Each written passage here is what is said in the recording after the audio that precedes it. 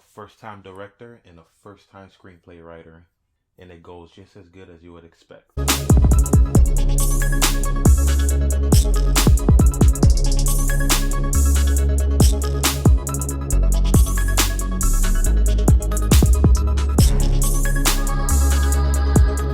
Welcome to the channel, ladies and gentlemen. Mortal Kombat has dropped.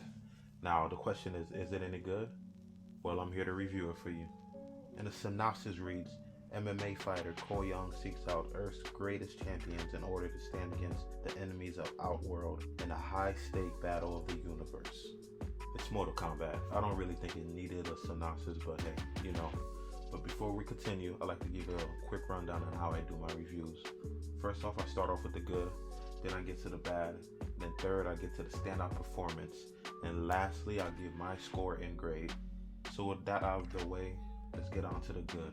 And that is fatality, and a lot of it. This film was gruesome.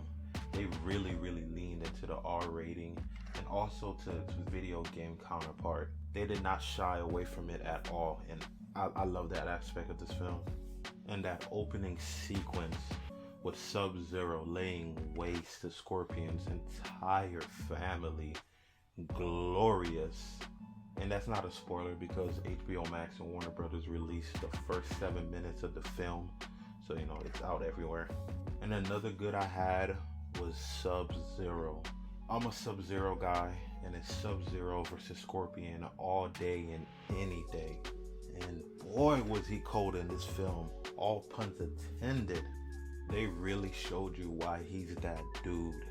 Like, he showed no fear. He was ready to get down at any moment, and he was laying waste to people.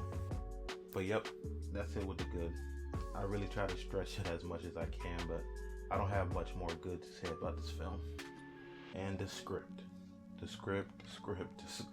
Oh my God, is it terrible. Horrendous. Trash. Flawed. Just flat out bad. Listen, I understand Greg Russo, this was his first screenplay that he written for Hollywood, that is, and it shows. And no, he's not related to the Russo brothers from the MCU. And also Dave Callahan wrote this screenplay, and he was the writer for Wonder Woman 1984, so enough said. The dialogue was a travesty to mankind. That's putting it lightly. So many cringe moments and one-liners that did not work at all, especially Kano. I was agitated and aggravated whenever he opened his mouth and spoke. Like, they didn't even feel like real characters, half the stuff they were saying. The dialogue in this film felt like it was written for the Mortal Kombat video game cutscenes. That's how terrible they are. The pacing was horrible. I was not a fan how everything came together, and also the history behind Mortal Kombat was, especially how Sonya was able to get all these details. It made no sense. But one of the most glaring issues I had was with Cole Young's character, period. He was pretty much only there as a device plot, and that was it. I did not like anything about his character. I didn't like his power set that he got. I didn't like his character design. Like, everything about him was terrible. To be honest, he was not needed in this film at all. But probably the biggest crime this film committed was the fight scenes. Yes, I said the fatalities was amazing, but that was only one aspect of the fight scenes. But you know, once the action started happening, it was handled terribly. The cutscenes, the editing, all of that was horrible. Minus a few standout fights which primarily centered around Sub-Zero or Scorpion. Everything else was so lackluster. And you want me to believe that Kano's this mercenary assassin, but in every other scene he's getting his butt kicked. Like, this movie is called Mortal Kombat. Its premise is built off a fighting video game. You have to know that aspect, and they didn't. Like I said, minus a few standouts, but the rest was just, it was just there. There was this one death scene of a pretty well-known character that was meant to hit you in your feels, but instead I just busted out laughing because it was just handled and executed so bad. And that's pretty much all I can say about this film. It was just handled terribly. Alright, this is usually the time where I give out my standout performances, but it's kind of hard to do with this film, but I guess I'll give it to Sub-Zero. Like I said, he was the best character to me in this film.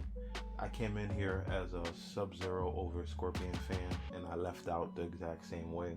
He was handled the best by far, minus a few things that could have done different in my opinion. His fight scenes carried this movie, and whenever he was on screen, this film shined, somewhat. Now it's time for me to give this film a score and grade. And ladies and gentlemen, Mortal Kombat earns, with all its flaws, drum roll please, a 6.8 score and a D+ grade. Yeah, this film earns a barely passing grade. At the end of the day, it wasn't the worst film I've seen, and it wasn't the best. It had some redeeming qualities, just a tad bit. And as far as the video game curse goes, it's not doing much to break it, but it's definitely not harming it. I guess it's taking a hop towards the right direction, because I can't even say a full step.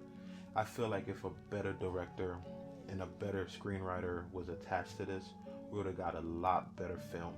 But with that being said, like I do with all my videos, I simply ask that you subscribe, you like, you share, and comment. And don't forget to turn on your notification, that little bell letting you know whenever I drop a video. And until next time, peace.